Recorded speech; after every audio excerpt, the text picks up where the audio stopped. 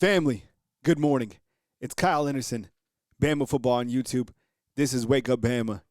As you enter this day, I hope you have an amazing day. Let us always remember that this is the Lord's day that he made, so let us rejoice in it. And boy, do we have some rejoicing to do, okay? Because I get it. I totally get it. The transfer portal season is frustrating. You're invested in players.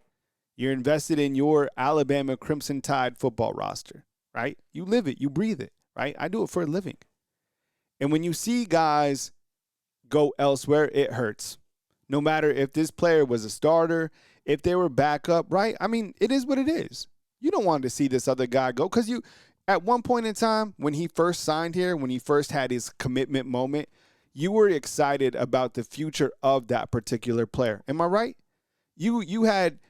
You envisioned this player at some point playing for a national championship. You envisioned this player coming in and having a fantastic season and graduating from the capstone. So it hurts, right? And I honestly think the wave of emotion, as I've been saying all this week, I kind of pin it back because there's always a root problem in life, right? Or there's always a root problem at kind of at your anger point. And I think for us, we're still coming out of that loss to Indiana. 38-3, you don't get over that easy. That's a painful loss. How it happened, right? This season, it was painful. I think as you zoom out, you'll start to feel better, but it's going to take time, okay?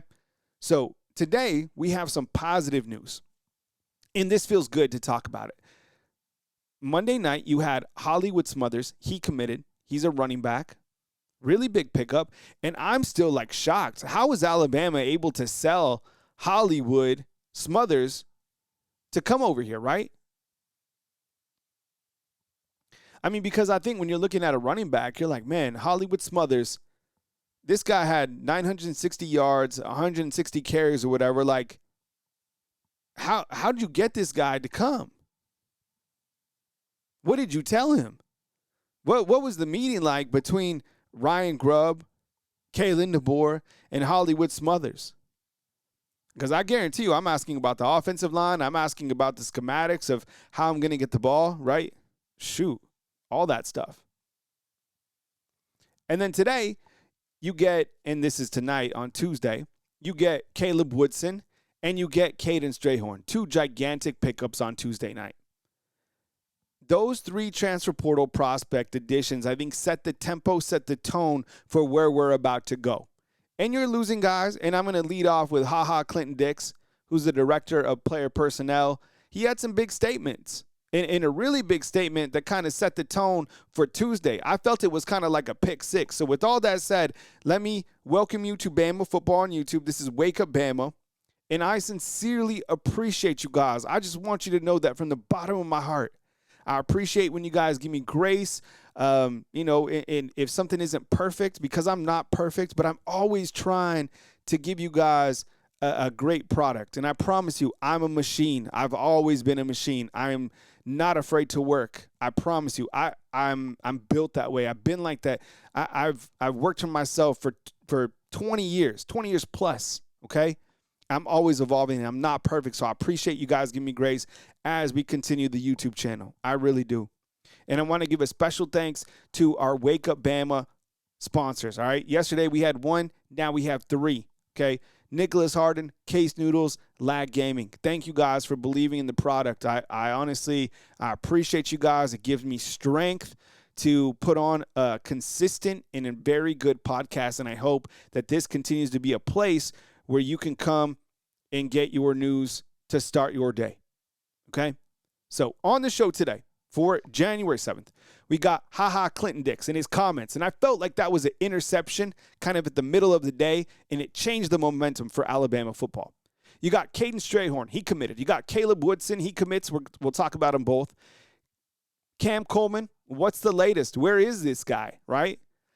Alabama in play for Jacarrius Peak, another offensive tackle. LSU offensive lineman DJ Chester. He'll be visiting January 8th. James Smith hits the portal. Alabama up to 17. Alabama's first re-signing announcement. That's new. And that is Lzierre Brooks. All that right here on Bama Football on YouTube. Wake Up Bama, the podcast, every day, 4 a.m. Consistency, performance, that is what we aim for. All right? Okay. All right. Let's get this going. First things first. Ha Clinton-Dix. All right. Yo, he's loves Saban. Saban loves him. Saban's chewed him out. He's got the dog mentality. He understands what the Bama standard is. And today he stood up for Alabama. This was on Tuesday afternoon. And he said, look, turn on the tape and tell me who you're really mad about losing based on production. I'll be in my office all day. I'll sit. I'll wait.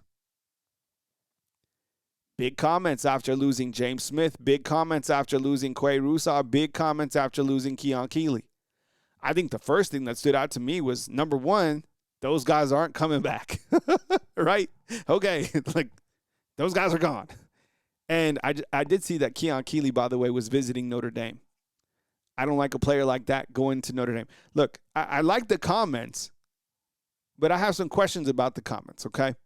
And I would imagine that James Smith and Russaw maybe end up at Georgia, and I don't know how I feel about that. I don't know if that's been, like, forecasted, but that kind of seems like the writing seems to be on the wall there. Are they going somewhere else? Let me know.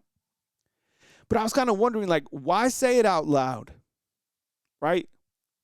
Why do you think he had to come out and say that out loud? Because sometimes silence is best, but not all the time.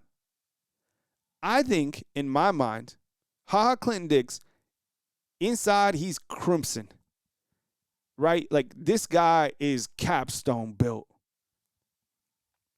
And I think he sees that the outside noise, what people are saying about Bama. He feels that someone had to step up, and sometimes it just comes from inside. And he was like, look, this is why. And I think, yeah, it's good to hear it, honestly. All right? I think fans right now, they're searching for the dog mentality. Like, who has it? Who's that guy on the staff that has it? Because I'll tell you what, fans keep searching and keep longing for former staff members. Jeremy Pruitt, right?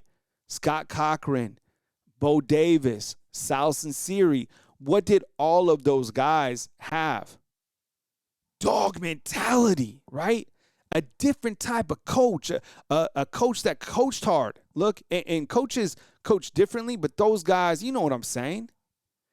And Ha Clinton-Dix with those comments, that tells you where his mindset is.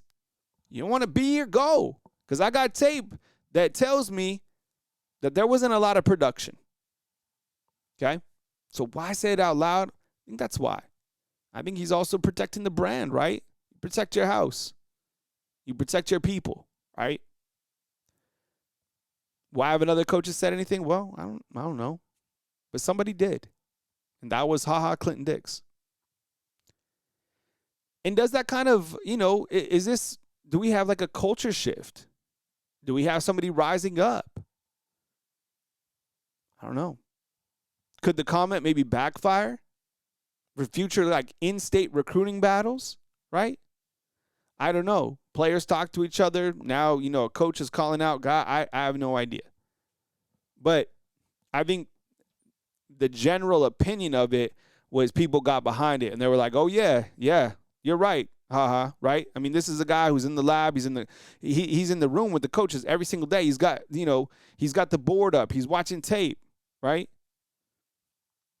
Now, me personally, I do feel that losing James Smith and Quay and Keelan Keeley, I think those are losses because I like their game, to be honest. Now, from a production standpoint, I understand.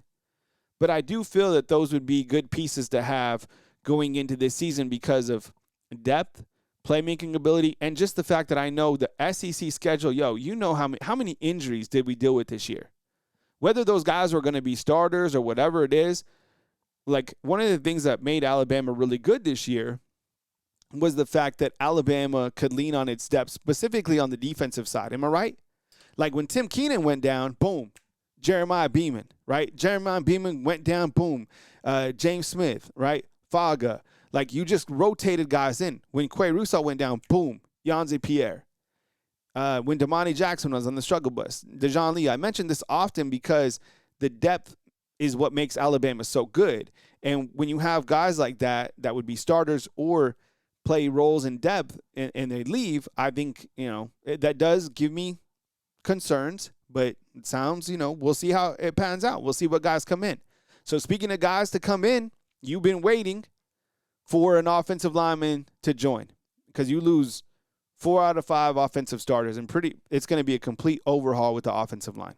So Kaden Strayhorn has committed to Alabama. This was on Tuesday, 6'3", 310 pounds. What's your excitement level about Kaden Strayhorn inside the comment box?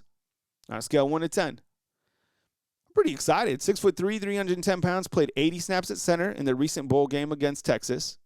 He has 4 years of eligibility remaining, right? Because he redshirted. I think it's a big get because Alabama lost 4 centers. Parker Brailsford, Joseph Ayanada, Rock Montgomery, even Geno Vandermark, he played kind of guard and center. So you needed a guy to come in the place to snap the ball, right? You look at the fact that he played with Michael Carroll at IMG Academy.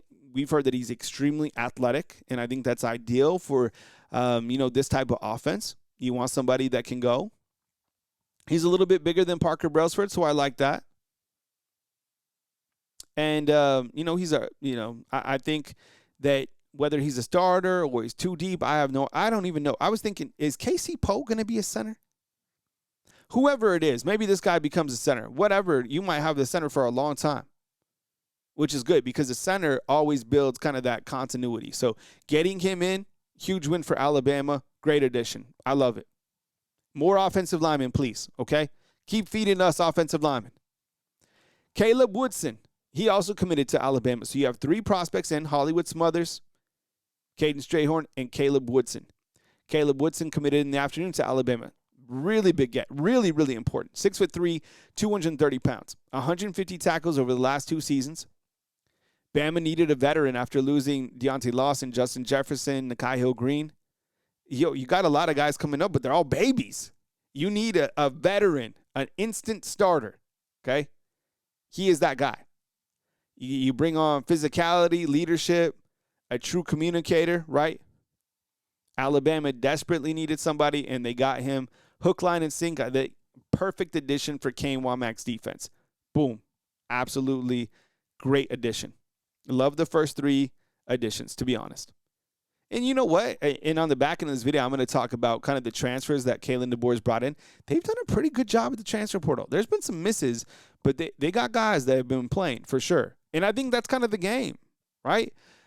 I don't feel that high school recruiting is as important anymore. Sure, it's kind of a baseline of getting guys in.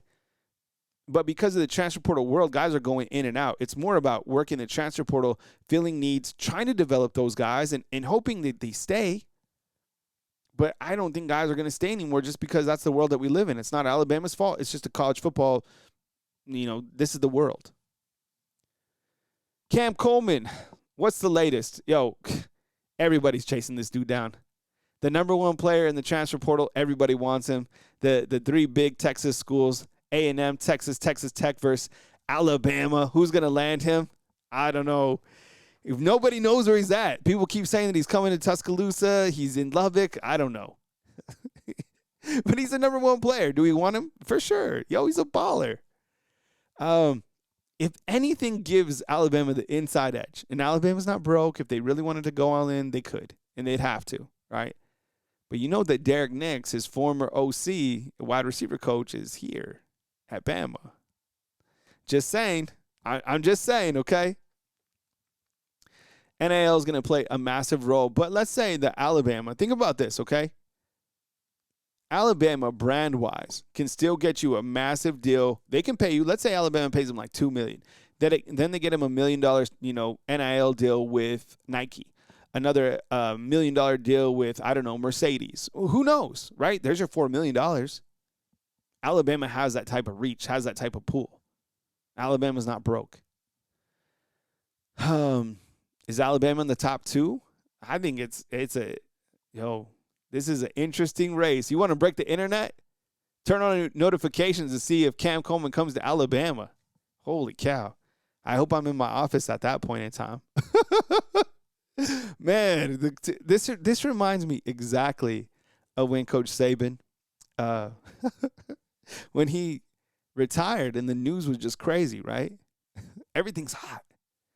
Alabama also in play for Jacarrius Peak, outstanding offensive lineman, 6'4", 308 pounds, 850 snaps at left tackle. Please. Visiting Texas A&M. Everybody's visiting Texas A&M. He's also added Bama. I think he'd instantly come over here and be a day one starter. You get your left tackle, and you'd have Michael Carroll at right tackle. Maybe Strayhorn is your center. William Sanders looks like he can make a push for guard. Now we're starting to cook, right? Landing him would be fantastic, and I think stabilize kind of the offensive line holes that we have right now. You also have DJ Chester coming in. He's out of LSU. And by the way, Jacarrius Peak is from North Carolina State, if I didn't mention that. DJ Chester out of LSU. Big man, 6'6", 315, plays center and left tackle. Now, I saw some comments on on one of the pages, and they were saying LSU fans were like, please take him. Please start him. He's terrible. I don't know. I haven't done an evaluation of him, but they were saying that. So who knows? I don't know. But LSU fans were hoping for it. So DJ Chester, another offensive lineman to watch. He'll be here the 8th. Okay. Alabama is now up to 17 prospects in the transfer portal. James Smith being the latest. And James Smith hit it, and then had his words. And we've gone pretty much since that point in time when no other guys get in the portal. I feel it's a loss, right? I mean, because now you lose all your 3 defensive linemen, Tim Keenan, LT Overton, James Smith. I thought he was a pretty good player, to be honest. I thought he had a really good motor and did some good things this year. Feels different, whatever. That's fine. And obviously they're going to retool with some other players at the position. In fact, you get Devin Tompkins in from USC. Most of your other offensive linemen come back, right? So we'll see how they do there. But I still feel that they need to pick up someone in the portal, and maybe it'll be Tompkins, right? Also in the news, Alabama re-signed, okay? They re-signed. This is brand new, okay? Lzierre Brooks. I didn't even know that they were going to start announcing these re-signings, and I don't know if they're going to do this for every prospect, okay? This is kind of new. But they announced, and this is coming from Yay, Alabama, the school's media wing, I guess, announced that Lzierre Brooks is re-signing with the Tide. Number one, I never thought that Lzierre Brooks was going anywhere else. But I think the school felt it was important to announce that he's coming back just to tell people, look, we're investing in our players that we have here. We're re-signing them. This is a player that we felt needed an announcement. I felt that Lzierre Brooks was the best wide receiver as we ended the season. That's why I was a little bit disappointed that they didn't really have him in the game plan against Indiana. Just my take. Massive news for a very elite wide receiver, and this is why you should also feel really good in the transfer portal during this transfer portal combat when you're trying to assess guys in and out of the portal. And I asked this on the live show in the evening on Tuesday. I was like, look, have you felt good about Courtney Morgan's kind of assessment of players, right? Have you? Have you felt good about who he's been able to grab from a recruiting standpoint or from the portal? I have. I think he's done a great job. And I kind of come back and come from the top rope when I say this. Lzierre Brooks, right? Would you say he's a baller? He was a 3-star, okay? How about London Simmons, who played a lot? He was a 3-star. So I'm telling you, Courtney Morgan knows ball, right? A lot of people say he knows ball. He doesn't know ball. Courtney Morgan knows ball 1,000,000%. And that's why I like the evaluation. You get a guy in. If this guy was stamped by Courtney Morgan, you're getting a dog, my opinion. Okay. Couple interesting points before we go to the call-in portion of this podcast. And by the way, thank you so much for being here on the podcast. Yo, hit the thumbs up, right? The goal for every show should be 500. That should be the minimum, right? And so I appreciate you guys hitting the thumbs up and supporting the podcast. Thank you so much. All right, did you know this? Only one prospect from the class of 2025 has hit the portal from DeBoer? Only one, which is Micah DeBose. I found that pretty interesting. From the class of 2024, which was still kind of some Saban guys, right? Clearly. You have 11. So there's only a couple guys left from that Saban era, and it's going to be all DeBoer. All DeBoer's guys. Guys to leave from 2024, Mbakwe, Odom, Noah Carter, Peyton Woodyard, Ja'Shawn Ross, Amari Jefferson, Sterling Dixon, Bubba Hampton, Joseph Ionita, Okoronkwo, and Julian Sain, right? But only one from 2025. I found that interesting. I started also thinking, I was like, okay, now we're in transfer portal season. Who are like the top transfers? Here are my top transfers. I don't know. This was kind of hard. Let me know your top 5 transfers within the last 2 seasons here at Bama. Just the last 2. Not overall, just under DeBoer. Here's mine. It was hard. I went 13 deep, okay? All right, number 1, Jeremy Bernard. I thought, right? Can we agree on that? I mean, the production, what he did, how he carried himself. Like, that guy should have been a captain, right? All right, this might be controversial, but he was a 2-year starter, and he was an immediate fix for Alabama when they needed somebody, and that is Parker Brailsford. Parker Brailsford, I think his approval rating kind of went down. At one point, it was really high, but I think overall, and let me know, if you like follow offensive line, if you're a former offensive lineman, what are your thoughts on Parker Brailsford? Yo, I'm a receiver. I'm an old receiver, all right? So let me know your offensive lineman. And let me know if you want to see my highlight tape sometime. If you want to see my highlight tape, let me know. I'll show it on one of the shows. We bust it out every once in a while. It's, we'll let the tape speak for itself. We'll let, like Haha says, we'll let the production speak. All right, so I got Jeremy, Parker. Number 3, I got Josh Cuevas. I didn't know I'd be putting a tight end up there, but he grew on me. The more and more we went, Josh Cuevas was great. I wish they would have went to him even more. It's surprising to me that he didn't even have 400 yards receiving. He was banged up, and the guy was really good. Number 4, I got LT Overton, another guy that was banged up. That's why I feel it's so important to have guys step in, right, behind, for the duration of a season like we have. Number 5, I got Geno Vandermark. The guy was a Swiss Army knife. He started over Jaden Roberts. He could play center. He was tough. He could play right guard, left guard, right? Number 6, I got Cam Dewberry, another guy that came in and just started right away. Number 7, I got Damani Jackson. I know Damani Jackson, the guy played a ton of snaps, started, he's got maybe almost like 1,500 snaps here in 2 seasons. It's a lot of volume, okay? There for a while, he was on fire, kind of tailed off towards the end, but I thought he was all right. Keon Sabb, right? We don't know if he's going to come back, if he's going to leave. I don't know. Isaiah Horton, he's a little bit low, but I have him at number 9 because I don't feel that they've used him enough. He needs more volume, right? Deshaun Jones, number 10, kind of an underrated guy, played Husky, came up with some really big plays, right? Had that pick 6. Who was that against? Is that against Missouri or South Carolina? I forget. Nikhil Green, maybe I should have rotated those guys. I don't know. Nikhil Green was really good. Graham Nicholson, remember him, the kicker? I can't believe, you know what? It still makes me mad that he beat out Will Reichard for the Lou Groza, right? But he came over here and he was good. He wasn't great. I don't think he was great. He was good. He wasn't great. And then I got Calby Collins. So let me know what you think.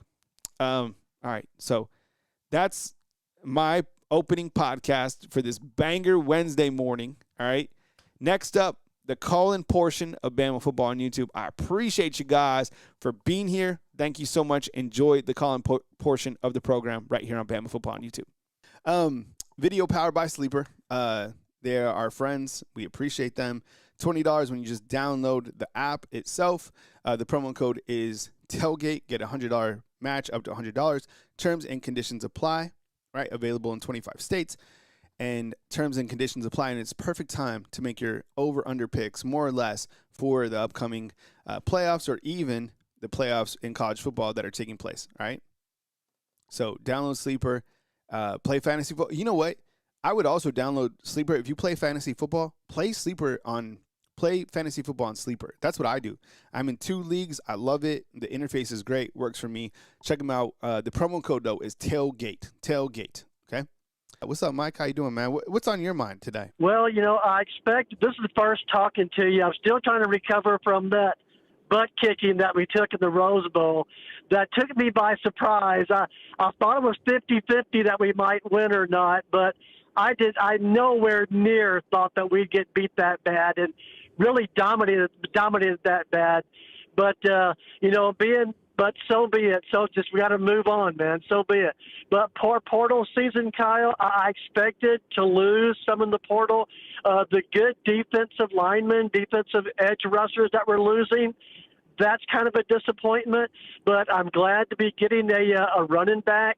But and I'm sure there's going to be still more people we'll bring in that we need to bring in. But man, as far as the running game goes, Kyle, I don't know if it's the players that we have, which is possible, man, or the scheming, or a combination of both, because, in that Indiana game was 4th and 1, and the play was for a guy to run 7 yards to try to get 1. That's just bad scheming. That's just a bad X's and O's, in my opinion.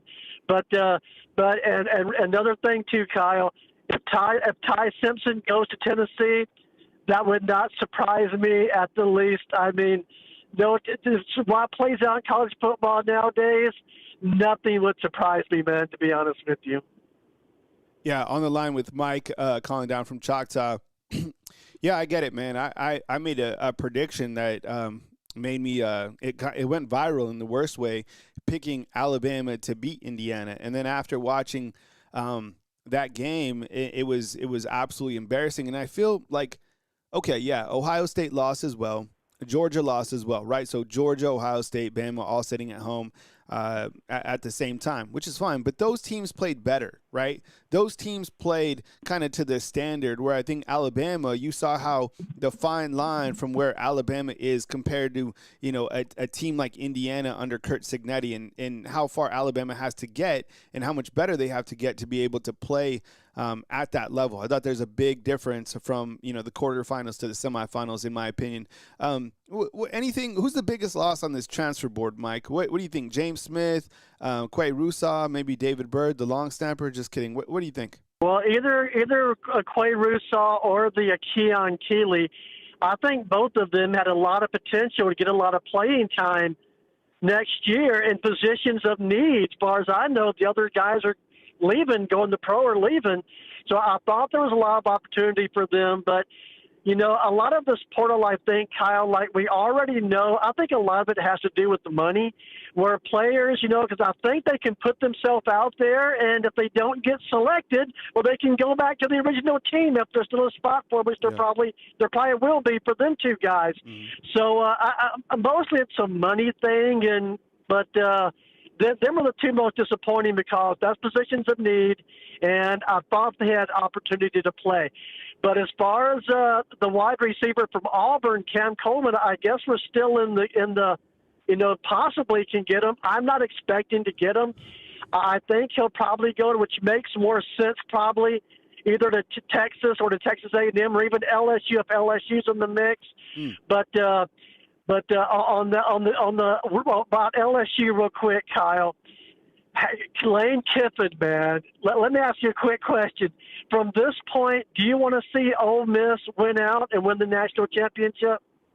I don't know. That's a good question, because I love the story of Pete Golding. I think it'd be absolutely hilarious if Pete Golding wins a national title. I don't know. You know what I'm saying? Can you just imagine Lane leaving that team? But no. So I guess no to answer you. But I think it would be hilarious if Pete Golding does it. But we will never hear that. You know what will happen?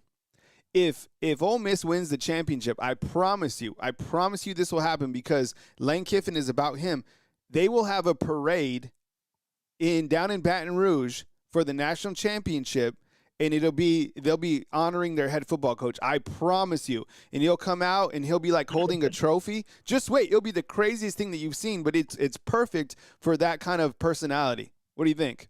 Well, I think so too. Imagine how Lane Kiffin has to feel sitting on a sofa, eating chips and salsa, watching his team in the national championship game. Imagine how low Lane's got to feel in his stomach about how he's worked so hard. Because, dude, love or hate Lane Kiffin, you got to give him credit for what he did at Ole Miss. Ole Miss has had a 10-win season their entire existence.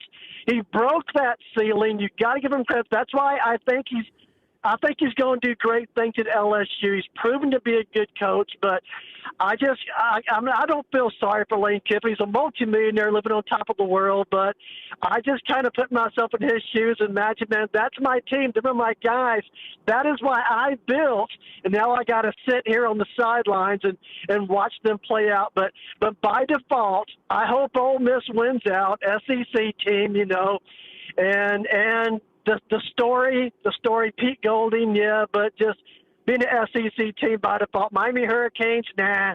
Big Ten teams, nah. They can't win 3 in a row, so definitely Ole Miss. But it was a tough. But again, for us, Kyle, it was a tough loss for Bama, dude. I thought Bama was going to win too. I looked at our roster, Kyle, and by the way, I severely underestimated how good Indiana's quarterback was. I knew he had to be good. Winning the Heisman Trophy, the highlights I've seen, he was good. But, dude, he put it to us, and we got good defensive backs. We were just – he put it – so I underestimated how good Indiana was. But just looking at the roster alone, I thought we were better at every position on the field. But apparently we weren't. And all our weaknesses, the running game being number one, just everything came back to haunt us at one time. Everything went their way, and everything did not go our way. But like I say, man, life goes on, and I think we just got to stay strong and keep looking towards the future. And like you were talking about, Kyle, recruiting classes, I agree. They do not mean what they used to mean. But they're still important to build the core of the team. But, hey, buddy, I got to let you go, man. Take care. Roll Tide. Bye. All right, man. Take it easy. All right. Mike down in Choctaw. Hey, thanks for calling in. I appreciate it. Who am I on line with and where are you calling in from? Hey, what's up, Kyle? It's Mattress Matt from Mobile. What's up, Mattress Matt? I appreciate it, man. Thanks for joining us this morning, man. Welcome to the program. Quick side note on Kiffin. He's already trying to take credit, you know, for the Ole Miss playoff wins, even when he's out of there, trying to act like, yeah, I've been on phone calls, coaching the team from the phone and stuff like that. 100%. Sorry, buddy. I think you're 100%. You're not going to get any credit. Dude, I 100% think that he is going to make the most out of Ole Miss winning. He's going to turn it into it's him still. Just wait. I promise you, every single thing that goes right for Ole Miss, he's going to frame it that it's working for him, and he'll continue to say that it's Saban and him doing it together. Just wait. I've already seen this kind of song in Nats. It's genius because people believe it, but, you know, it is what it is. Anyways, man, welcome to the show. I appreciate you being here. Yeah, he's going to try to take credit if they win the national championship. But anyway, what I was going to say is, you know, Alabama, I feel like they're, you know, I've got friends that are Bama fans, and they're saying that I'm very negative, but and I'm thinking, like, you know, staying positive but not changing what you're doing doesn't make any sense. Like, if you're an alcoholic and you keep drinking and getting DUIs, but you're like, you know what, I'm going to keep drinking and I'm going to stay positive. You know, you're still going to keep getting in trouble, you know? So Alabama, they're going to have to, like, change what they're doing. They're, you know, there's nothing to stay positive about right now because Kalen DeBoer has lost control of his team. You know, Alabama is not a logo. I could care nothing about the Alabama logo, the crimson color, the location of the school. The reason I became an Alabama fan when I was 9 years old was because when I watched other games, and I actually saw a distinction between Alabama. They were more physical, they were more violent, and never did I see another team out physical them. Mm-hmm. We might lose the game, but we would lose scratching and clawing, and Bama was still the more physical team. Mm-hmm. So I've gotten to where I don't even care about the score anymore. I would rather lose a game, but we are Alabama. What's the point in being an Alabama fan if Alabama is not Alabama? We're not fans of the logo. We're fans of the team. Why are we fans of the team? Just because I'm from Alabama? No. Just because, my family is from Alabama and went to Alabama? No. That's not the only reason. I support Bama because of the identity that they have. They're more physical. They're more disciplined. And this is before Nick Saban even came. More physical, more disciplined, development. You would see players improve. You would bring in a young player and they would improve. They would get better. They would get faster. They would get stronger. You don't see any of this happening in Alabama. So why are we saving face and saying we're just going to keep supporting Bama when they're not Bama? Kalen DeBoer, he is not an Alabama football coach.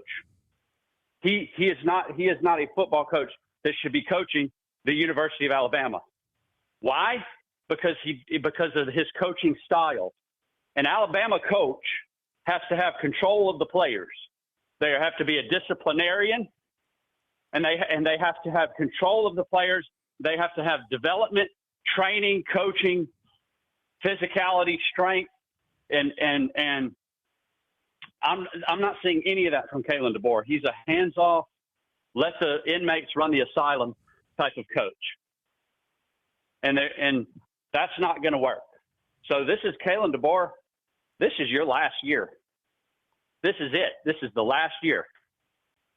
If you, I don't even care if we get to the playoffs. If I see the type of Alabama team that I saw this year, then I will support somebody else. I will become an Indiana fan, or I will go wherever the old Alabama. I will go wherever the spirit of Alabama. I will go wherever that went to. But it's not at Alabama right now. Thanks for the call, Matches Matt. I appreciate you, bro. Matches Matt. Speaking, a lot of people agreeing with Matches Matt inside the comment box. All right, welcome to the show. Hey, Kyle. This is Kim from Philadelphia. Hi, Kim. I appreciate you calling from Philadelphia. Eagles fan? Oh, yes, lifelong. So we have to talk, Kim. So we got the 49ers are battling Philadelphia. Give us the quick outlook. You think it's going to be you think the 49ers get bounced out up in Philly? Oh, yeah, for sure. Number one, we're playing at home. And number two, remember in 2023, it was the 49ers that broke that Eagles team. But really, that was the best thing that ever happened to them because we all wanted Nick Sirianni fired. Mm-hmm. And instead of firing him, they made sure that he went out and got Kellen Moore as the OC and old school Vic Fangio as the DC. And Vic Fangio has turned that defense around, and that's the reason why I'm calling, because I think that there are a lot of similarities between the Eagles and our Crimson Tide right now. Mm-hmm.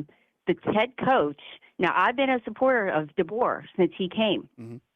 However, he is losing this team. He is losing the fan base, and the brand has taken a major hit.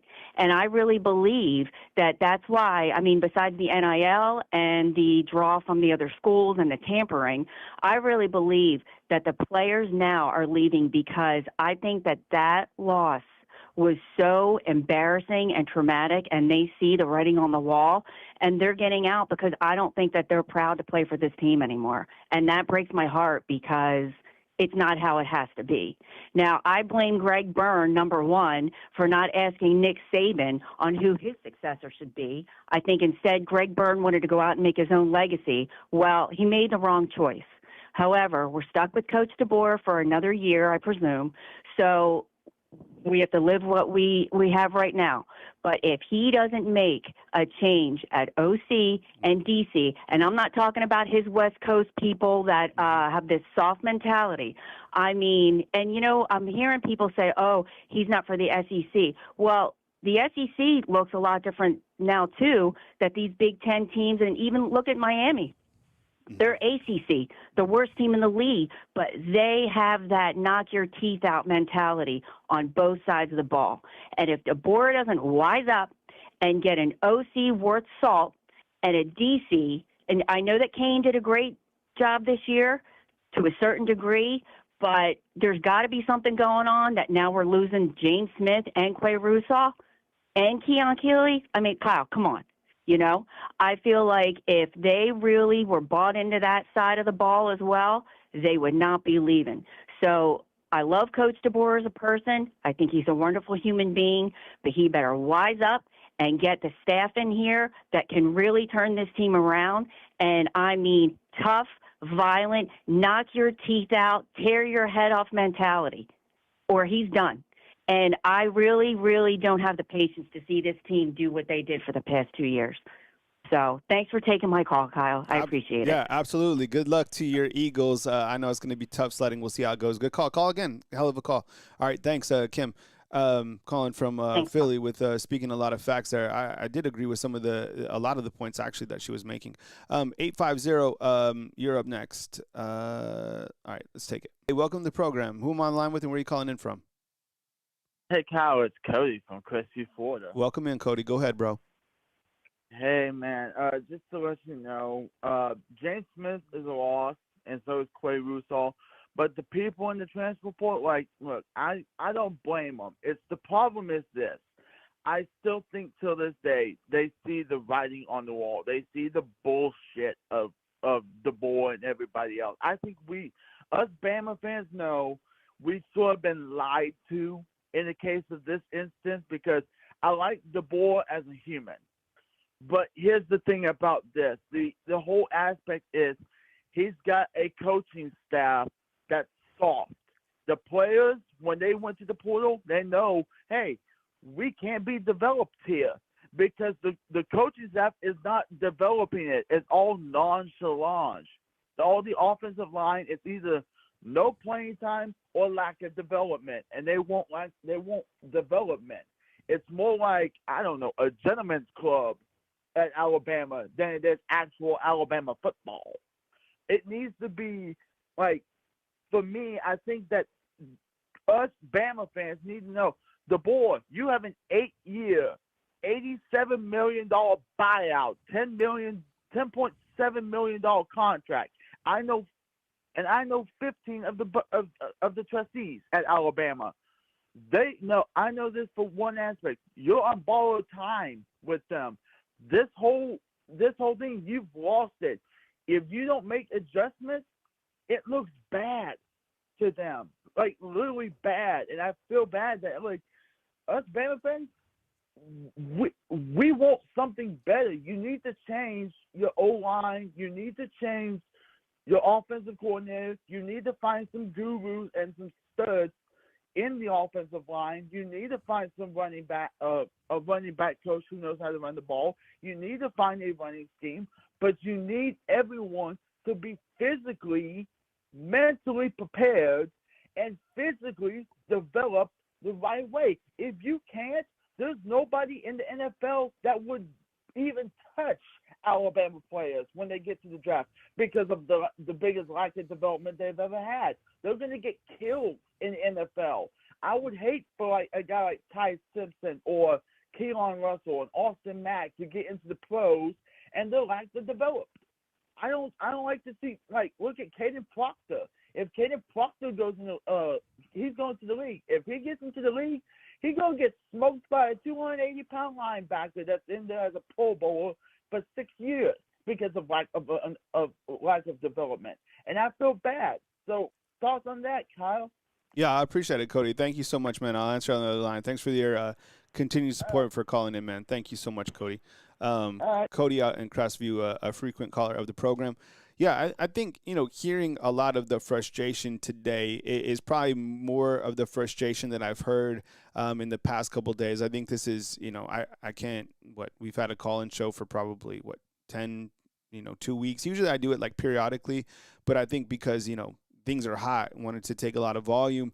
And I think today, correct me if I'm wrong, but I'm starting to hear more frustration from the callers. And I think what is upsetting to the callers and I think to the fans, and correct me if I'm wrong, but I do see that, fans understand there's going to be a process with the transfer portal. You're going to lose guys. 15, whatever, guys that are being maybe poached or trimming the fat. Well, it's common. It's going on everywhere. But I think what's making fans mad right now, and that fans feel there's a deeper issue, is the fact that they lost Russaw, James Smith, Keon Key. Those type of losses, if we continue on this track, like if the next 5 transfers, if there's even that many, I have no idea. But if we continue to go down that path, it does add worry, because you're like, something's going on. Something's going on in the past. And I kind of go back to what Kim was saying. I was talking to someone close to the program. A lot of the players inside were embarrassed by that loss and are just like, yo, I'm done. And we have fans on here that are like, yo, it's year 2. Yeah, it is year 2, but you quickly see how brand image and kind of like association with like the head coach is affecting not only the fans, the players, but it's real. So this coming year, I realistically don't think it's possible that they get rid of Grubb. I do feel that they could probably make some staff changes. I'm kind of curious. The longer we go, it seems like that's not going to happen.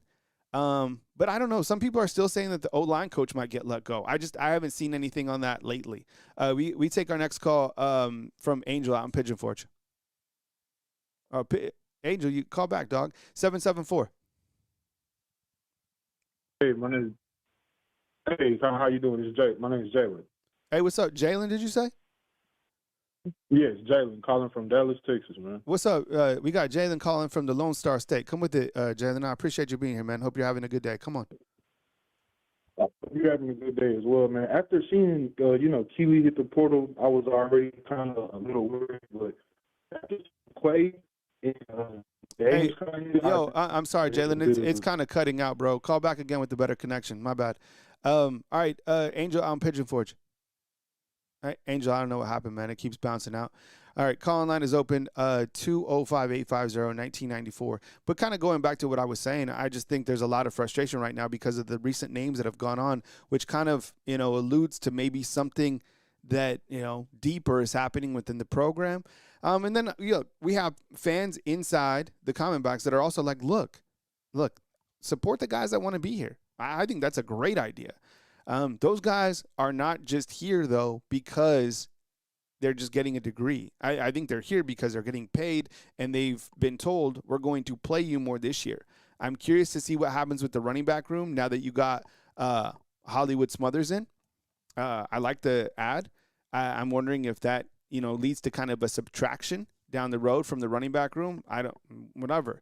You need better players, right? And you need to commit to running the football, right? You look to the teams that are successful. Are they running the ball? Have they committed to running the ball? Yeah, 100%. We need to do a better job going forward with that. All right, we'll see if we can get Angel in here. What's going on, Kyle? What's up, man? I appreciate you being here. Come with it. I want to keep it brief today. We have a problem in Tuscaloosa. I mean, we can't keep losing our players like this. This is ridiculous, and it's a shame because they worked hard on practice all year long and they just throw it away like that. It doesn't make any sense. But it's a damn shame because there's too much talent on this roster and coaches just being coach. But we got to clean house, man. But also, go Eagles, Roll Tide. I got Eagles winning by 30. 30 points? Oh, yeah. Man. Oh, God. All right. Well, I don't know about that, Angel. Usually I like your takes, but I don't like that one. All right. Thanks for calling in, Angel. I appreciate you, Doc. You too. The Eagles over the Niners by 30 points? Oh, my goodness. Come on. That's ridiculous. What's the line on the game? Jarvis, what's the line on the Eagles Niners? I'm going to guess Philadelphia, 6.5? Yo, Brock Purdy's been on a heater. Yo, you get one wide receiver healthy for the 49ers. We can scratch and claw in that game. Yeah, I don't know. I don't know if they're beating the Niners by 30. That's a hard road up in Philly, but I don't know. All right, 774. We'll try it again, man.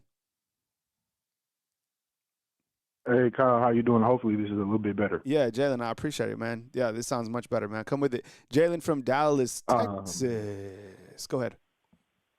Yes, sir. After seeing Keeley hit the portal, I was already a little bit worrisome. But after seeing James Smith and Quay hit it, I definitely think there's a bit of a culture issue. I think DeBoer and those guys kind of messed it up a bit. But I don't think nothing's going to get fixed until we get rid of that O-line coach, man, because O-line play was bad. There's a lot of things in-house that we need to fix, man. I feel like we're not as physical anymore. We're not as tough as we used to be. And then I just think that Pac-12 mentality that DeBoer and those guys have, that's what's kind of causing those issues, man. They're soft. That's just how I feel. I'm just used to bully ball that I was presented on growing up watching Saban and those teams play. You know what, Jalen? I think this could be a real big opportunity for Coach Kalen DeBoer to take a huge step in kind of the maturation of his coaching philosophy. I'm talking about taking a step from being a good football coach to the next level, whatever that may be. And that's going to come with making some very difficult choices about coming to the SEC and having to cut some ties with some people that are on your staff that might not be cut for the SEC in terms of the type of offensive philosophy that you want to have. And because I think, look, DeBoer coming over here, I think he's trying to make a metamorphosis. But sometimes you've been here for 2 years. You understand that you haven't had the run game, so you need to be able to take a bigger step forward. All right. It looks like they cleaned house from the offensive line standpoint, so you're kind of being proactive in that aspect. But are you going to do that? And if we have the same thing with Ryan, I'm telling you, this is why it's really dangerous to tether yourself to Ryan Grubb right now, okay? The trajectory of Grubb over the last 5-6 seasons, I have the data points. I was working on a graphic to show you guys. It's not ready for this show. He is completely trending away from the run, okay? The tighter he stays tethered to Grubb, the warmer his seat is going to get. Alabama fans are not, and administration, they're not going to stand another year of a team that has no running identity and that cannot run the football. They already paid a running back. Okay, let's see if that can fix that. But you still need an offensive line. You still need an offensive line coach, and you still need to commit to running the ball. Right. And I think if you don't do that, Kalen DeBoer, his seat will get hot. Fans, look, I say this all the time. Alabama fans want you to recruit at an elite level. He's doing that. Alabama fans want really good defense. We saw improvements there. We did. Kane Womack did a better job. The last game, that was Indiana was, that was a buzzsaw. And they want to run the ball. They don't want to be a wishbone team, but they want a commitment to running the ball. And right now, that is the biggest area. And overall, they want a dominating, imposing, get off the bus, and you're terrified to play them. I don't know if you're going to get that. Exactly. But if you can run the ball, that'll calm people down. What else you got, Jalen? Right. Exactly, and that just goes back to that tradition, man. Like I said, we come from a long list of great backs, man. Just the T.J. Yeldon, Derrick Henry, Mark Ingram, Sean Alexander, Trent Richardson, Eddie Lacy. There are so many backs, and there were so many players we have that just showed that physical will, man.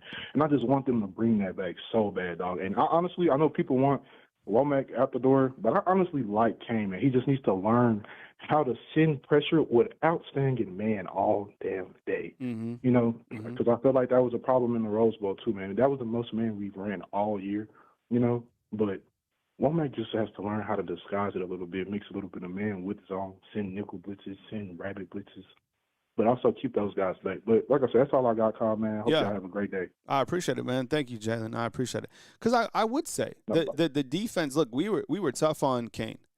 But Kane, this is the difference between Kane and where Grubb is, okay? Kane, we were hard on him when he first came here, but Kane made improvements towards the back end of the year. I'm talking the first year that DeBoer got here, right? 2024? They made better adjustments, and the defense started playing better. And then this year, after they got punched in the chin and he started talking with his dad more, they started making major adjustments, and they got really good and became the backbone of this team, thank goodness. Now, with Ryan Grubb, we never saw an improvement from the offense at all. You could point it to a lot of different things. It starts with the OC, in my opinion. You guys feel a lot of it is on the offensive line coach, the offensive line. I think it's kind of a culmination, but a lot of the schematics that he was physically calling just didn't make sense. So that's why we're so hard on him right now at this current point in time. Plus, we look at the data and we're like, the Seattle Seahawks just won the NFC 1 year after they let go of Grubb? Is that a coincidence? They just ran the football for 180 yards on the San Francisco 49ers. They committed to running the ball in that do-or-die game, right? All right, let's see, 936. Hey, thanks. You're on the line with Kyle Henderson. Who are on the line with and where are you calling in from? Roll Tide, this T. Rich out of Lufkin, Texas. What's up, Kyle? What's up, T. Rich? I appreciate you being here, man. Come with it. Man, like the caller said, I think Cat and the boy do got too much of that Pac-12 mentality because, like, offensive line was extremely soft. Now, this is scary. We have 3 of the top contributors on defense on the line that's entered the portal. It's like back-to-back-to-back days.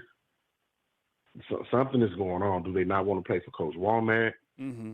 Like something is going on, and when I called in the last time, I told you 3 coaches I think we need to go get: Sam Pittman, Bo Davis, Jeremy Pruitt. We need to, if we can get Lzierre back, we need somebody to help us bring back that dominancy because we do not have it. Man, strength and conditioning coach. I'm harping on that too. The guys, okay, put it like this. James Smith, granted how talented he is, 5-star, highly touted.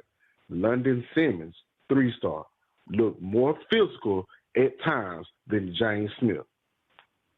I don't know if this NIL has just screwed up college football that bad. Do players not want it as bad?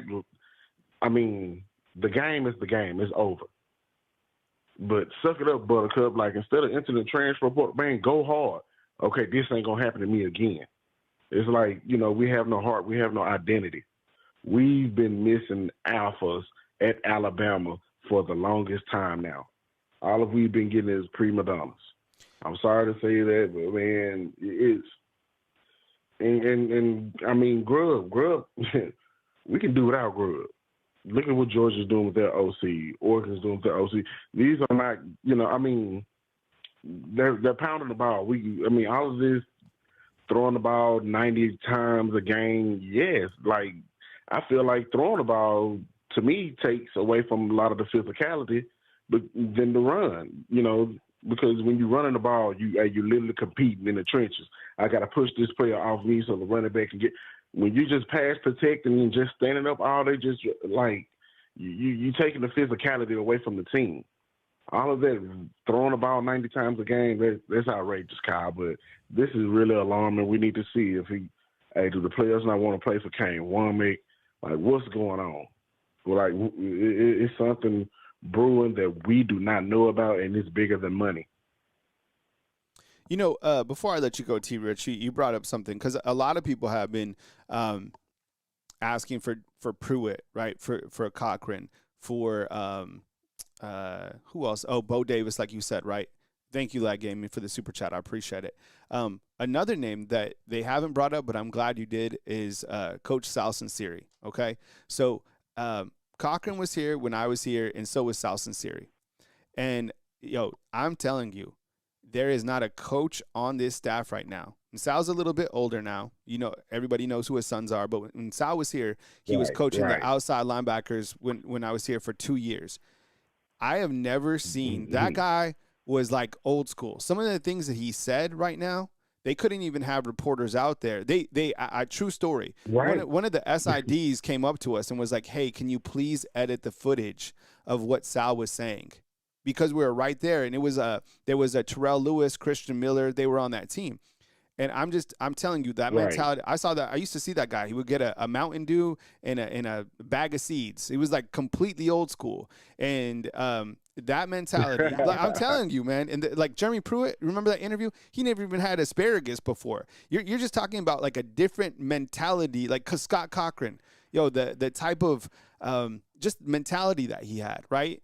So I think what people are wanting, maybe what they're wanting is like they're asking for Pruitt they're asking for like somebody with that type of mentality to come on the team to instill kind of that dog mentality. And I look, Jamarcus Shepard was kind of like that hype man, right? Kind of like the takers. But who is that guy now? I don't know. Of course the guys get animated and stuff like that on the sidelines from time to time, but you need somebody like that can be the heartbeat of that room. And plus, look, Saban, and look, I get it. It's the end of Saban and all that stuff, but that's kind of the mantra that they had. So maybe they can get that at some point, but it comes with making changes. And I think the players, we had a call in. There was somebody who was in the military, and they said that the players and kind of like the regiments take the identity of the leaders, right, of their captains.